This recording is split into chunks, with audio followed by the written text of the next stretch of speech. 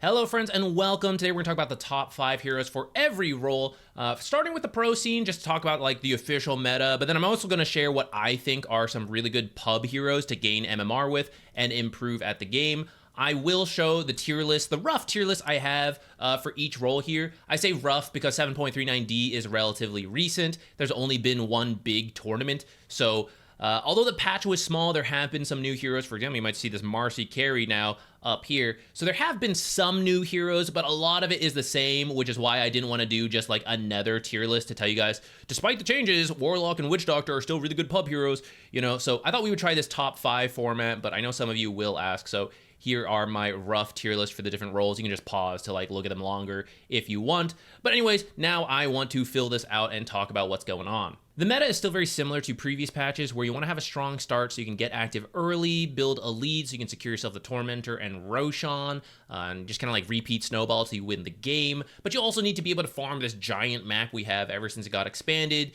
So how do you balance that? How do you be active while still showing up? Global rotations remain very powerful. So Nature's Prophet, you know, he got nerfed, dropped off a little bit, but people realize like, it's still pretty good. So he's kind of back in the meta. As a carry, it's still very similar where you get through the laning stage, right? It's worse now, but eventually you farm places of the map that no one else wants to be in while still showing up thanks to teleportation. And if you do get countered too hard, you just put them in support.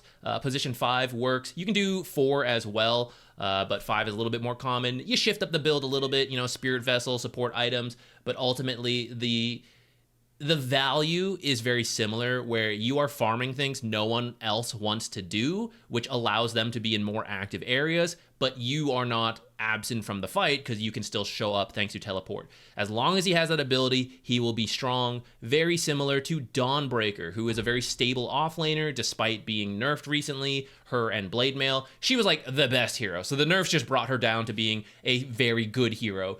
So she still remains strong. You don't see Blade Mail as much. Whatever build she decides to go, she will have the time to farm it off of a good lane and then show up to team fights with the ultimate. So these are kind of your go-to global heroes that are very powerful. If Dawnbreaker gets countered too hard or you want a surprise offlane pick, you can always move her to the support roles where she will be okay. It's not as common to see as Nature's, but it is doable, and that flexibility gives these heroes so much value. They can also be paired with another flexible hero in Marcy, who previously could play 4 or 5 with the pick-me-up facet, was very good to go aggressive, bring both heroes in, and then dispose the enemies, or as a save later on in the game, just like, oh, this hero got grabbed, let me pull them out of the fight, like a very flexible Force Staff.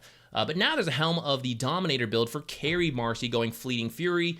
Marcy always had some scaling potential, but the early game was awkward because she doesn't really want to build any of the farming items, but her farming speed is really bad because she needed teammates nearby to use Rebound or Dispose as AoE, but very awkward to like land on the creeps.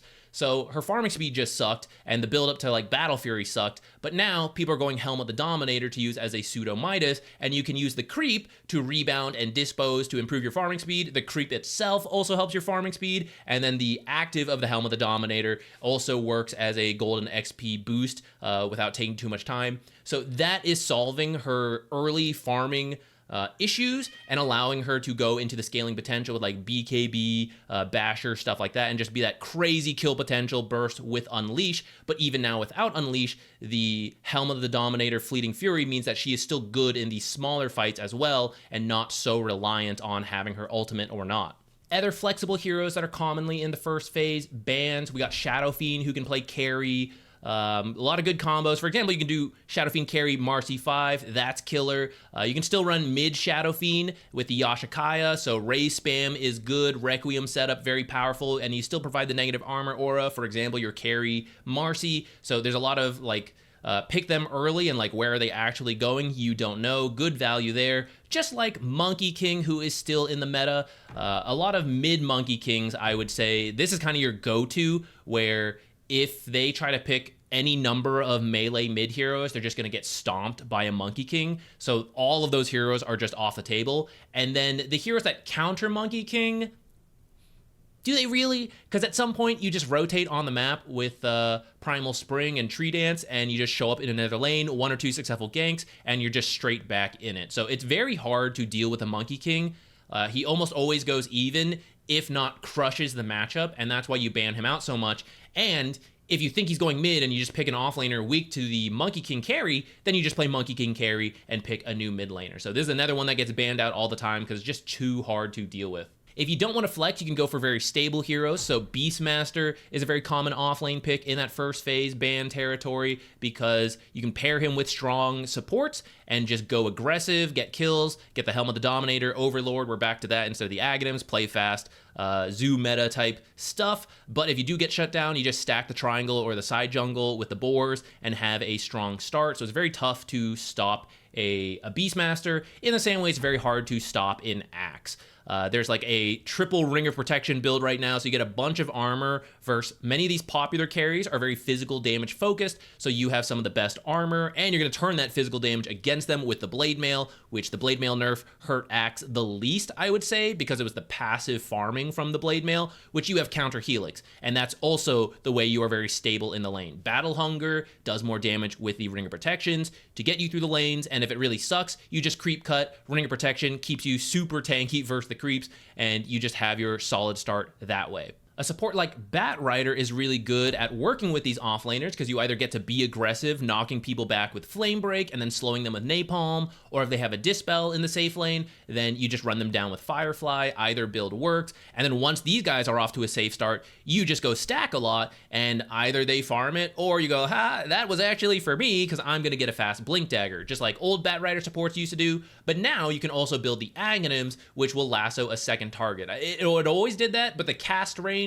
the second grab, that increased. So the heroes who used to sit in the back and wait, like, okay, once my guy gets lassoed, I'm going to save them, they are also getting lassoed by the Batrider, and now they can't save the target or themselves. So that gave Batrider a lot more scaling value compared to the past, and there's a couple teams, if they have a Batrider specialist, who will take the Arsonist facet and run the core Batrider into a very good matchup. That one is a lot rarer to see. It really depends on the team and the player being comfortable with it, but it's always in the back of your mind, like, could they do that? Like, they could flex this Batrider. Sometimes you used to have the position 5 Batriders, but 4 Batrider is a lot more common right now because you do want to be greedy. You want to get the blink pretty quickly, usually like one more item in the middle, and then the Aghanims, and that's just a lot of farm, so that's better for the 4 support than the 5 support. A hero that is insane with or against all these heroes is Naga Siren. The laning stage, there's a couple carries that are back in the meta that she combos well with, either ranged carries that just like having the melee Naga in front, but also you have all this setup and pulling people around with Ensnare for multiple raises, for multiple repositions with Marcy Dispos, Monkey King to build up Wukongs. There's just a lot of good combos there, and then once you have Song, okay, they tried to lasso, they called, roared, they're Dawnbreaker ulting in, they used Wukongs, they're Requieming, Song, walk away. Oh, they're on my team? Let me Song a couple heroes, and you walk in and call them. You ult in, you Requiem, you Wukongs. The combos are crazy, so most teams will just ban out this hero. In the mid lane, Puck is just going crazy with Curveball and Puckish. There used to be counter picks to Puck, but a lot of those counter picks are just not going as well as they used to because people have gotten so good with Curveball to be able to shoot it forward, it comes back, so you get to move in aggressively and still jaunt back to safety, and then you also dodge stuff, so then you healed up any damage you took from moving in aggressively. People were slow about it because, I mean, it was a new idea, this curveball, but now everyone is really good with it. It means all the matchups are either good for Puck or you maybe struggle a little bit to start. For example, a counter pick like Monkey King, but then like one rotation and you're back in because all you need is level 6 with Coil and then you're good to go. Your AoE damage is really there with Illusory Orb and Waning Rift. So any stacks, you just catch back up.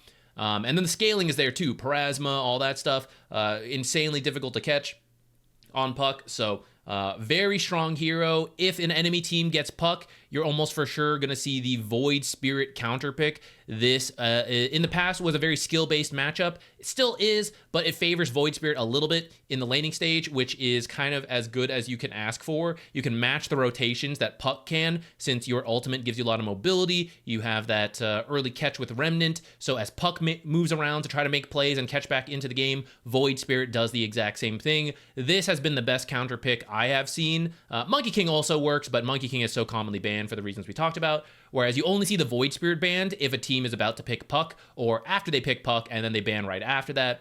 If they have banned the Void Spirit, then you're very likely to see the Ember Spirit. Chain Gang, generally good, and very good at catching Puck in the early game, where Puck doesn't really want to build Yules and safety things early, kind of want to go Witchblade Blink, and that's where the Ember can also match the rotations of the Puck and move around, do stuff like that. Now, Void Spirit and Ember Spirit are usually picked as a response to Puck, so if Puck is already banned out, you don't usually see these guys in the first phase. Later in the draft, maybe, especially the Ember Spirit. If you need an early first pick mid, then you'll see Queen of Pains, who shut down a lot of mid matchups, and then even after being counterpicked, you usually have a good start, and then you like blink to join fights, scream, all that stuff. There used to be some flex with like the carry in the off lane. That dropped off a lot. I'm sure some teams are still willing to do it if they have to, but most of the time it's just a very stable mid pick for teams to grab. And if some of these heroes are banned out and you still need that stable hero, then the last one I want to talk about is Storm Spirit. Electric Slide helps you bypass a lot of your worst matchups because you just send the Storm, the Remnant in to secure the range creep. Then you go stack stuff and farm,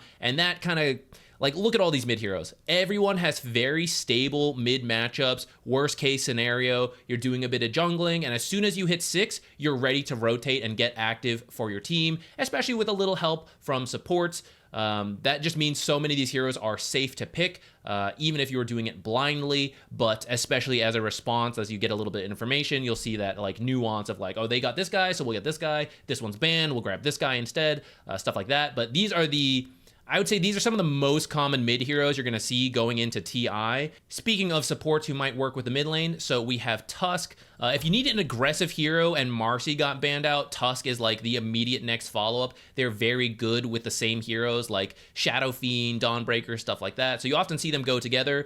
Tusk has more utility, especially with the snowball save, so that is something that is very good to consider. Like someone gets axe called, you blink in, snowball save them, you see the Dawnbreaker ult coming in, snowball save them. So a lot of these teams want the Tusk or don't want to give up the Tusk because he is good versus these types of heroes. We'll also see a lot of Dark Willow, strong laner, rotate to the mid lane, a lot of crowd control to follow up an initial stun. She is bad at being the one who starts stuff, but off of a coil, it then becomes very easy to follow up with Terrorize, Bramble, and Cursed Crown. Same thing like Remnant setup, Chain setup, Vortex setup, one stun, and then she can do the rest. If she has to be the first person, it depends. Like, she'll struggle to catch these mid heroes. Some of these like less mobile heroes on the list, she can begin, but that's why she is nice with these heroes and why they are good against her if she is on the enemy team, because they can get away. And then the last one I want to mention here is Pugna, who can play either role. Tusk can also play either role, but you mostly see him as a 4 right now. I would say Pugna can do either. These mid heroes off of making a play are not strictly the best at actually taking a tower, but off of getting a kill with some help from supports, Pugna then follows up with a Nether Blast to take those towers. He has a very stable laning stage, and Siphoning Ward is so good to keep himself healthy and do a lot of damage in fights. Like, look at these mid heroes, they all spam a bunch of spells. Some of these offlaners, maybe not so much, but as the roar comes in, as the call comes in, you can either Decrepify save the targets, you can life drain to heal up your targets, you can use it against these really tanky heroes that your team might need a little bit more damage to help kill in the early game. Pugna's really good at that. Disruptor has been gaining a lot of popularity, so usually you'll see him come out when like the enemy team picks Bat Rider. You respond with a Disruptor, because Disruptor's worst part is the laning stage, and it's not that you crush Bat Rider, it's that you prevent a lot of Bat Rider's aggressive potential. Every time he tries to commit in, you glimpse him away, kinetic field, stuff like that. So you get through the laning stage, and then eventually you get Static Storm. First, Glimpse Static Storm has always been good, but against the heroes on this list right now, Static Storm is amazing versus all of these mid heroes. Pugna, who sits really far back in fights, Song TPing away, things like that. The long range Glimpse helps you cancel life drain, helps you get one more hero who is trying to TP away, helps prevent the snowball save. Marcy jumps in without BKB into a Static Storm. It's just a really good counter response to a lot of these heroes. And these heroes also provide a lot of vision to get that glimpse back. So like these heroes jumping in, Bat Rider flying around, Napalm spam. There's just a lot of good combos. To round out this list of heroes that maybe aren't getting first phase banned as much, but they get through the bans, the first picks, and you're like, okay, what do we have left? We're seeing a lot of Lycan. It is good with the helm of the Overlord, just like Beastmaster, and there are a lot of supports who don't really want to deal with summons. You can get Nullifier pretty quickly too, so all these supports who are just depending on staying far back in the fight are getting run down by creeps, if not Lycan himself. You don't see it in the first phase as much because you usually want to know it's a good game for Lycan where you can just run people down. And if you haven't seen much info yet and you need to pick an offlaner, you're going to see a lot of Mars, a lot of Centaurs, just very stable heroes, stable matchups who pair well with a lot of these aggressive supports. So these are kind of like your safe offlaners that you'll see a lot. From the carry position, TA has been getting hit with a bunch of nerfs, so you don't see her grabbed instantly as much, but as other carries get banned out and you start to see some of the info from the drafts, you will still see a good amount of TA picks. Terrorblade, still pretty popular. Another carry I want to mention here is Doom. You see this picked up earlier in the draft because you can flex it. He is still a solid offlaner. I could probably, what the heck? We'll stick him in here. What the heck? But the nice thing about carry Doom is that you're against all of these bulky offlaners that you just keep hitting with the Infernal Blade. You farm up with Devour, buy a Midas, sell the Midas, get a Radiance, buy another Midas. Your farming is really good off of being able to handle these really strong offlaners that a lot of the traditional carries might struggle against. And then the Doom value is really good against all these heroes. Now, granted, Doom as a carry, like the ultimate, is a lot harder to land because you don't buy Blink until much later in the game. So that part is a little bit iffy. But eventually, you sometimes get it. Other times, you just walk into the fight, and if they come close to you, you doom them, or you get to a support, doom a lot of these supports who are very annoying, and if you can prevent them from using spells or prevent the healing coming in from some of these supports, it's fantastic.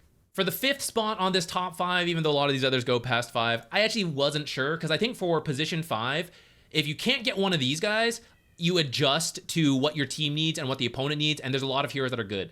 Bane, Shadow Shaman, to name 2 that really stand out to me. I'm going to put Chen on here. Chen and Enchantress, I think have been making a comeback and are going to continue to make a comeback because the helm of the Dominator returning, not just on offlaners, but now on some carries, mean that there's a lot of zoo meta type stuff going on, and this is the zoo hero. Chen and Enchantress, either with your own team or against them, using all these Helm Doms and fighting. He's also just really strong right now to fit the fast-paced gameplay. Hand of God is good. I saw Aghanims come out. I don't know how much I believe in it, but I kind of like the idea, so maybe there's some more scaling potential there that will be explored at this TI. But I have been seeing a lot of successful Chen performances, and with a lot of these like close mid matchups, I really like being able to send the Satyr Mind Stealer, I think it's called, right? Send it to mid, just use the mana burn 3 times on the enemy mid laner, and you massively shift that very volatile skill-based mid matchup into your favor, and then you just call it back into your lane and start playing Chen again like normal. Now, for your pub games, if you want to go off the pro meta, feel free. The issue is that there's some stuff that is good in pro meta that is not in pubs. For example, Torment, or all this talk about hitting fast tempos, not really relevant to pub games. And then in the same way, there's stuff that are really good in pub games that the pros are too good against, and so it doesn't work. Often things that involve positioning-based punishment. So if you just wanted win rates, you don't really need me either, since there's a lot of stat collecting sites. Like this one's Dota Buff, but there's many others. Pick your favorite, and you can just sort by win rate, pick rate, stuff like that, and pick some of those heroes that are very popular or have very high success rates in the current patch. You don't really need me for that. So what I want to talk about here are the heroes that I think that they're good enough in the current patch that you can practice your own fundamental skills so that whether the hero is good or not, you are just a good Dota player. But they're also flexible enough that as your team, my carry sucks, my supports suck, my game is just over, because this guy's not good enough. I don't like playing those supports if I'm looking to gain MMR in pub games. I like heroes that are very stable on their own and can flex into, okay, I'll play very poor and support utility, whatever, but I can also scale. So those are the heroes I want to talk about now. Starting with carries, Wraith King, I think, is a very safe pick. If your support griefs you, all you need to do is absorb XP in the landing stage to get the levels you need to summon skeletons, and then the skeletons will give you crazy farming speed if you just learn a couple tricks to make them farm efficiently. You can use your courier, things like that, and this is all stuff you do on your own that does not rely on like mid heroes helping you out, supports being useful. Now, if they help you, great. But even from behind, you will get your farm, and you will have your second life with reincarnation, which is just an insane mechanic in pub games. People will constantly overestimate like, oh, we killed him, let's move on. Oh, he's back. That's also why Vengeful Spirit with Aghanims is really good in pub games, has one of the highest win rates of the heroes, but at Pro Dota, she is almost non-existent because her laning stage is so bad. It is so hard to get to that Aghanims. You will see it on occasion, especially in the off lane. If you want to play Venge and go towards that Ags, you can. It has a good win rate, but I don't like it because heroes that need a major item first to be useful, I don't like in pub games. Again, because like, well, I needed time to farm and everyone else was farming. My supports were bad. Like, I didn't get time to get to the Aghanims. Yeah, I don't like doing that. I like heroes who can adjust. Wraith King, technically his best build is going for a fast Radiance. But there are some other builds you can do, like Armlet into Blink. If you see, okay, that guy's building Radiance and that guy's gonna like be farming up. Like, I have an Alchemist on my team. I gotta get active. Wraith King has a stun, so you have your laning stage, you get Armlet, Blink, Soul Ring, stuff like that, and now you can play like an off laner, and you're like, well, Zach, I want to be carry. It doesn't matter, guys. Pub games, you got to adjust, and that's what Wraith King can do. That's why I like him a lot for any carry players out there. Along those lines, I also think Sven is very strong. He is a good laner. He's got a stun, so you can work with yourself for these setup kills. Your buildup is very safe. So I said I don't like those carries and heroes that like, I need the Aghanims before I can do stuff. Sven is like Power Treads, Mask of Madness, Echo, Blink, BKB, and he's hit his timing. And all those items are very easy buildups, very smooth transition of power as, you know, you're forced to jungle really early because your support has left. And enemy positioning always screws up in pub games. You will have at least one opportunity every single game to blink stun 3 heroes, God Strength cleave them down, and that can be all you need for a big turnaround, and it happens a lot on the high ground. So even if you've been losing for 40 minutes, at some point they get overconfident, they all rush your tier 3, boom, Daedalus crit them down, right? I always think Sven has a chance to win pub games because of that. I'm going to put Marcy here because I genuinely think she's really good, but she is probably the hardest hero I'm going to put on this list, at least for the carries. What I like about her in the laning stage is that rebound and dispose are really good to get you kills. Positioning and recognizing where it is safe to stand is one of the weakest skill sets of the average pub player, and Marcy as a carry really punishes that once you learn it. However, Marcy herself is a bit complicated because the farming is different from a traditional carry. I talked about like this Helm of the Dominator build. Even if you want to go Battle Fury, right? It's just slower to start. You have to be good at rebound disp. Like, you could screw it up. You could commit too hard. You have to play around your ultimate a lot more, which, I mean, Sven does too, but I think Marcy is very ultimate reliant. So I think she would have a bigger learning curve compared to some of these other carries. But if you learned it, I think you would crush so many offlaners. So if you're willing to spend the time learning Marcy carry, I think it'll pay off. But there is that initial learning curve that is harder than some of these other, haha, I have a stun, you know, like blink, stun, hit things. Like, it's very straightforward. The last carry I'm going to put on here for now is Juggernaut, and I know carry players have been crying for years that like Juggernaut's no good, blah blah blah blah blah blah. But he's got a 52% win rate in pub games, guys. His spin just always allows you aggressive potential, or when your support is gone, you have spin to keep you alive, your healing ward to keep you healthy to get what farm you need, and then the ultimate is just, it wins you so many games. The fact that you can just ult delete one target, that you can eventually get an Aghanims, kill a target. He has very safe split pushing, which, oh, my team is not doing anything. Juggernaut can do it. You can push down a lane, spin TP out. Most pub games are lacking in crowd control, especially BKB piercing crowd control, right? Think about how many Sniper, Viper, like Necrophos type games you've played, right? Spin TP out to be the active hero for your team. You've got that safety element. I think that combination of stuff makes Juggernaut a very stable hero if you want to spend the time to learn him. I'm conflicted about my mid lane recommendations because I am trying to balance out fundamentals, good impact, flexibility, but there is some element of like a hero is just difficult to play, like Marcy, for example, or like Batrider I actually think is quite good for pub games, but a lot of people screw it up. And as much as I want to say like, oh, spend the time to learn it, clearly it's difficult because Batrider, despite being a first phase ban for the pro games, is at like a 45 win rate in pub games. So even as much as I say like spend the time to learn it, it's not so easy to just do that.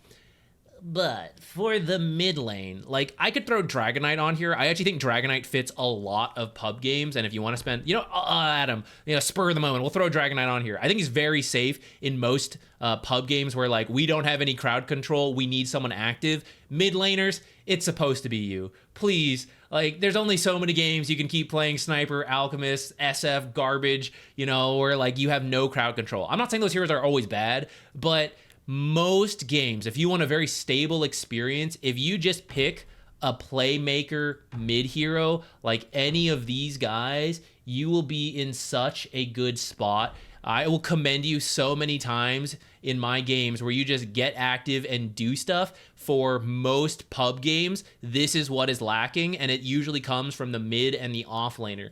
So if you guys learn any of these heroes, which are trickier, I admit, that's the hard part.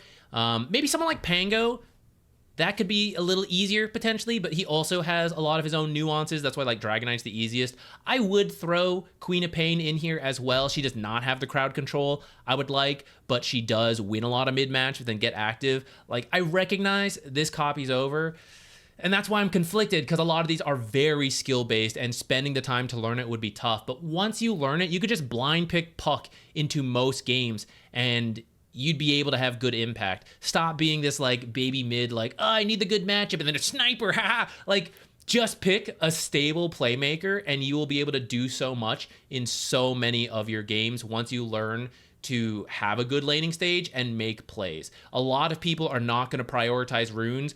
So, like, oh, the tough matchup, just get the 6-minute rune, get the 8-minute rune, get the 10-minute rune. As long as you're there on the spawn and get, like, a little bit of luck, over a large course of games, if you played 100 Storm Spirit games and you were a good Storm Spirit, you would win most of them, because you would just fill the gaps of what your team needs, which is a playmaker. Also, you only got to learn it once, because these guys are always in the meta. They drop out for, like, a patch, and then they're back. These are such stable heroes of the mid lane, so if you just spend the time to learn it once, you're good forever. For the off lane, there's also a lot of similarities. Like, I think Dawnbreaker, you have to learn the kill threshold, but otherwise, it's the same stuff. Being able to split push while joining fights is always really good, and a lot of pub games won't prioritize finding you instead of other heroes, and so as long as you practice your map awareness, you can get really farmed while still showing up at the fights. Axe, being able to split push, have a good start is always good. And like, look at the carries I recommend versus the carries you're going to play against. There's so many PAs, no matter how good she is in a game. There's so many pure right-click physical damage heroes in pub games because people like that. That's what Axe is going to get. Go blink call those snipers, get the PAs, get the anti-mages, and get them killed off into your blade mail. That's why Axe is really good in pub games. Beastmaster, I think, is a harder hero to learn, but if you did learn the micro, in the same way he's good in pub games because he's so stable, you would also have that. And then the Roar gives you individual pickoff to just punish whoever you need to. Like, oh, it's the mid laner who's doing well, I can do that myself. Oh, it's the carry, I can do that myself. Helm of the Overlord allows you to push on your own. No one's playing with me. Whatever, just send the creep on your own, right? It's very good at having impact and making things happen on his own, in the same way that Enigma can do that in a slower sense.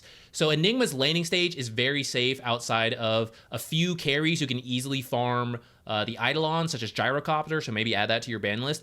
Otherwise, with good Eidolon micro, you can block the camps yourself. I don't need my support to do anything. I just get a bunch of denies. I pull the lane back myself. And once you get the Eidolon micro down, it is very hard for a pub safe lane duo to coordinate to deal with that. So your laning stage is going to be good.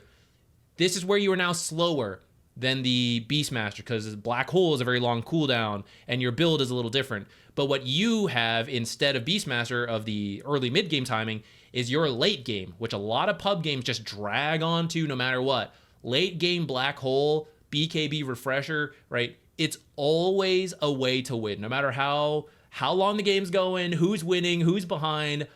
You all clumped the high ground, and I caught 4 of you in the black hole. Boom, we won, right? I think that's really nifty to have in a lot of pub games, and you don't have to wait for that. You can play fast off a good laning stage, Eidolons, drums, rush down towers, things like that. But if the game does go late, you have that avenue available to you. For supports, I'm going to put Pugna here on both of these. It's very similar to the pro thing. Actually, it bothers me that they're not... Yeah, there we go. I already made a video on this, so I'm not going to repeat it too much here to save time on a video that I thought was going to be like 20 minutes, and it's probably like 50 minutes at this point.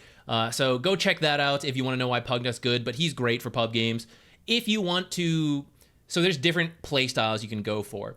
If you want to be a ranged damage dealer who learns the kill threshold and you get really good at it, I think Skywrath is a good hero for it, and I think Dark Willow is a good hero for this. A little bit more crowd control from the Dark Willow, which is why I'm a little hesitant on the Skywrath recommendation, but I do think if you learn how to be very annoying in the laning stage, you can get an Atos in many pub games. There's farming potential with the Shard that gained a little bit of... people were trying it. I think it's dropped off again, but I still think it's good for pub games where you just like, you do a ton of magic damage, again, versus those weak carries that are very popular in pub games. You just delete them with your magic burst. Dark Willow does something very similar with Bedlam. If you want a little bit more crowd control while still being a ranged hero, like a ranged initiator, which is another playstyle you can go for in your pub games, you got Shadow Shaman, split push potential with the massive Serpent Ward, or just the regular Serpent Wards, actually, it doesn't really matter. You got that split push potential, but also the Blink, Hex, Shackles, crowd control that might be lacking in your pub games. And then if you want a melee initiator, someone like Marcy is also very good right now. If you want someone more evergreen, Tusk is good, but Tusk has a lot of like skill issue stuff there. Like, he's not an easy hero to just learn. I think Clockwork could be a safer option if you want a melee initiator type hero for position 4. You want those roaming stuff, something like that. For position 5, save type heroes always have a very high win rate in pubs. So Dazzle is actually in a pretty good spot right now. Pub players don't play around Poison Touch very well, so your laning stage goes a lot better than it's supposed to. Oracle, also very good. Same save hero idea. Where the hell is Oracle? I clearly am not an Oracle player. Oracle, same deal, where save heroes just are not targeted in pub games. For example, there's a lack of these types heroes going to hunt down these heroes. There's all the snipers and stuff sitting in the back. So you can usually get your save off from the backline very consistently for your teammates that are diving way too hard, or your opponents who are diving way too hard trying to get a kill. You save them, you get the turnaround. These heroes always have a good win rate in pubs. Winter Wyvern, honorable mention to her if you want to play that. The ultimate is really good at finding kills in pub games. These are the more traditional saves, these guys. Silencer, global, is very powerful, but also the scaling potential off of a strong laning stage, get all that intelligence. You're good, but you could also scale into a core, so, you know, I like the Silencer for that. And then if you need that melee 5, I want to put Clockwork here. You could put Marcy here too if you want, but you're more likely to run into a really weak carry pairing. Like, think about it. What are the classic carries in pub games? All those weak laners. Marcy likes stronger laners to play with, which you're more likely to find in the off lane, which is why I prefer her there. And Clockwork can deal with all those really weak carries. You're very annoying on your own while still providing initiation. If you want to be melee for those weak carries, you could be someone like Undying, but Undying lacks the crowd control that Clockwork has, which is, I mean, that's fine. You want to play Undying, I think he's also good, but I have Clockwork on here as like, my team needs initiation, who can I pick? You could also be like Shadow Shaman or Lion if you want down here, but yeah, I don't know. I think Clockwork just fits a lot of drafts no matter what. So these would be my recommendations for you guys to spend the time and learn. And once you know these heroes, they'll be useful no matter the patch, no matter what happens, because they have a lot of strong fundamentals that are just always good, unless there's like a big hero change. There's other heroes we could recommend that I just think are harder to learn, not saying you can't, right? But like someone like Natures, I actually think fits most games. If you just wanted to spam Natures, you could, but the map awareness of like where to be, all that, that's trickier for just someone to just learn out of the blue, and why this hero tends to have a very negative win rate in a lot of pub games, despite being like crazy in pro games. Same with, you know, someone like Batrider. They're inherently harder to play, and the heroes I tried to recommend here, some of them are harder to play, right? Mechanics, but I feel like conceptually are a little easier and are not the hardest heroes out there to learn the basic fundamentals so that you can get good at these heroes. And then with that freed mental space, you could focus on things like map awareness and planning the game and all that to improve as you then switch to other heroes. So that is it for 7.39D. This video probably ended up super long, but hopefully you enjoyed it. Let me know if you have any questions or heroes you thought I didn't cover. Maybe we'll do this again in the future. Let me know if you guys like the format. Bye.